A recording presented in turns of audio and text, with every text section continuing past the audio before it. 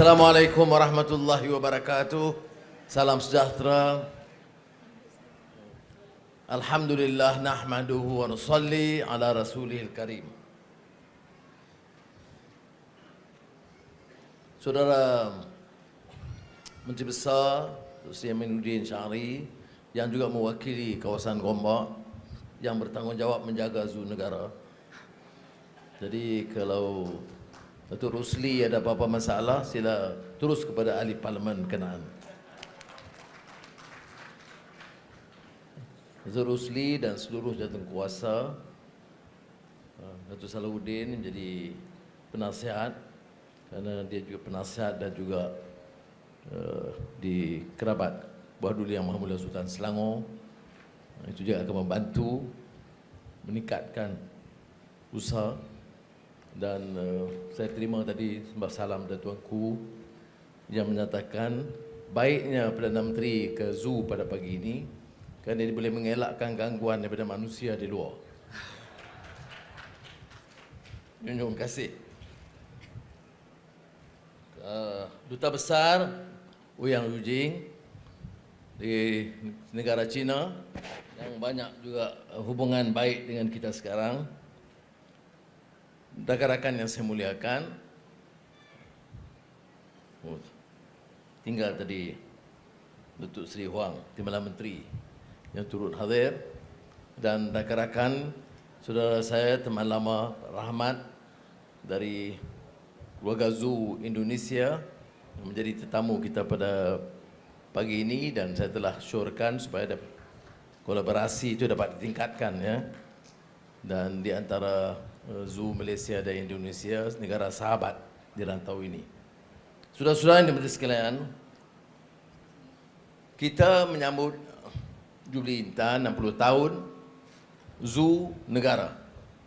Dan ini kelolaan NGO yang telah berfungsi sejak lama. Saya ingat lagi zaman Pak Khair Johari dan Ismail Hudson yang telah banyak membantu di bawah kerajaan pertama setelah merdeka. Dan ia menjadi tumpuan keluarga, anak-anak, pelajar sekolah terutamanya.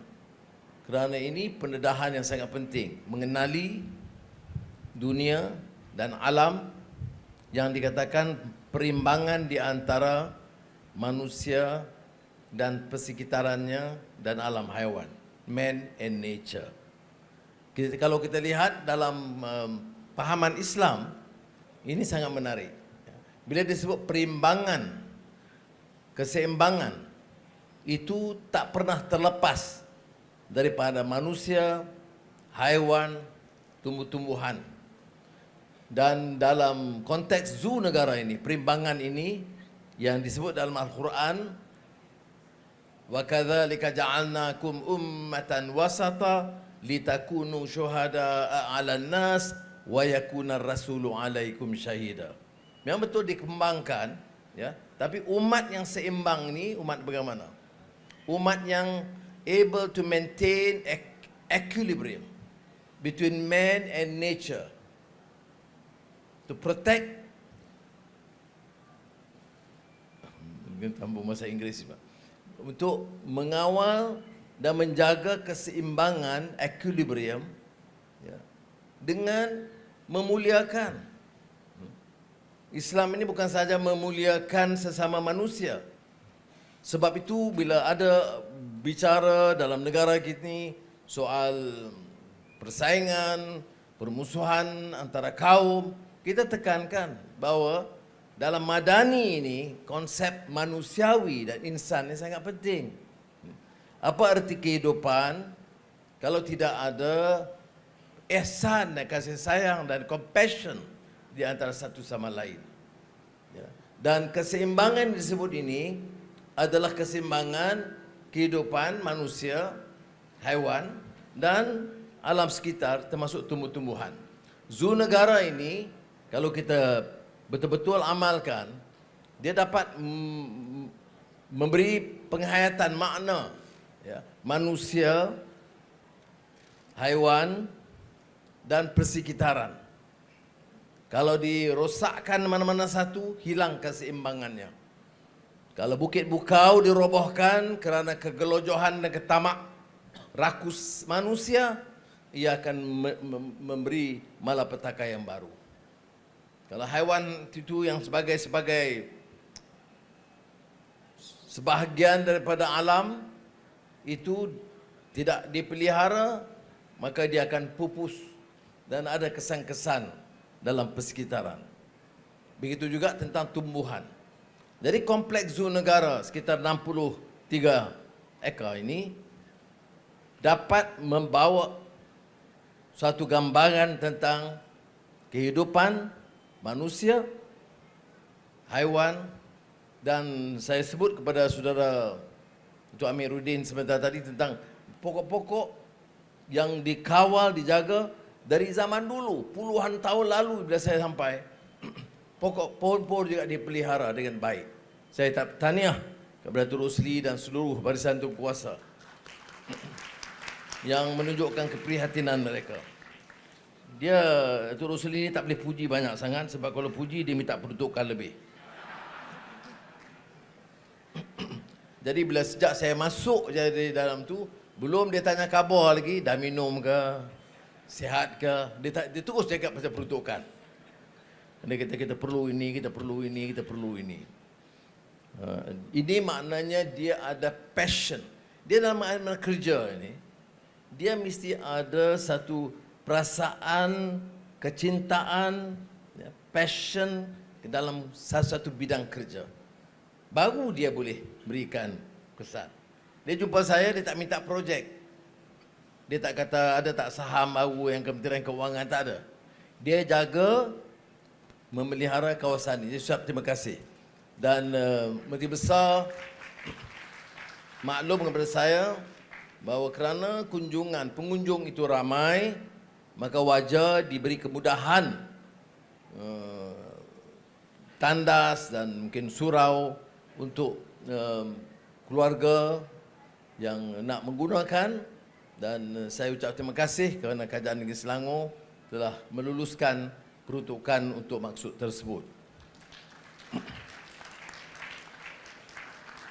Dia bagi kerajaan Malaysia mengenang kepada khidmat dan pengunjung begitu ramai, dan juga tarikan bagi pengunjung. Kerana di Malaysia ini, seperti beberapa negara di rantau, ada keistimewaan dia. Di setengah kawasan, kalau negeri Arab, kalau mau dilakukan zoo, dia harus disediakan semuanya. Pokok, tanaman. Kita ada yang semula jadi, cuma harus dipelihara. Dan kawasannya itu sangat indah. Dan saya tertarik kerana dikawal kebersihannya. Tak tahulah, mungkin Datuk Rosli kerah seluruh tenaga bersihkan sebelum kehadiran Perdana Menteri hari ini. Tapi saya diberitahu bahawa memang keadaan itu dikawal sebaik ini, walaupun hari ini lebih baik daripada biasa.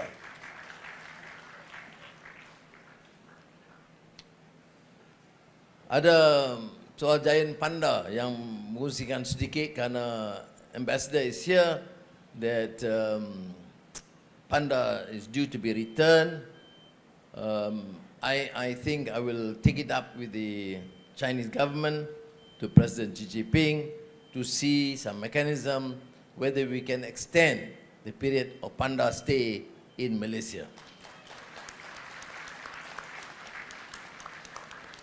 And knowing our excellent relations between the two countries, I am rather optimistic that they would give due consideration and support to our proposal. Satu perkara yang lain,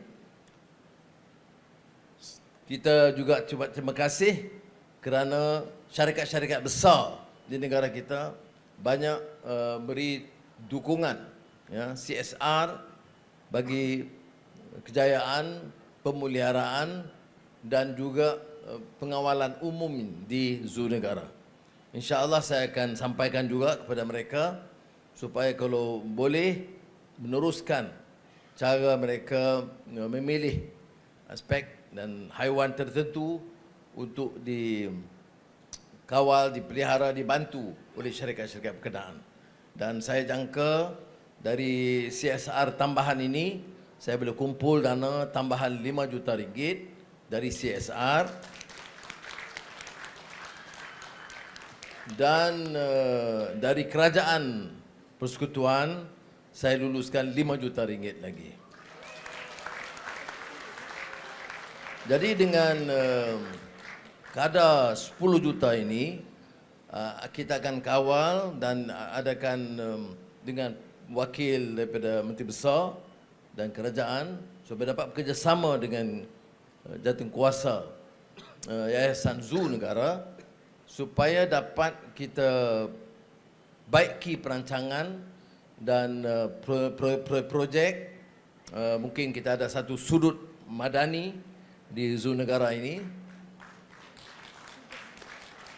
supaya ada sesuatu yang agak istimewa.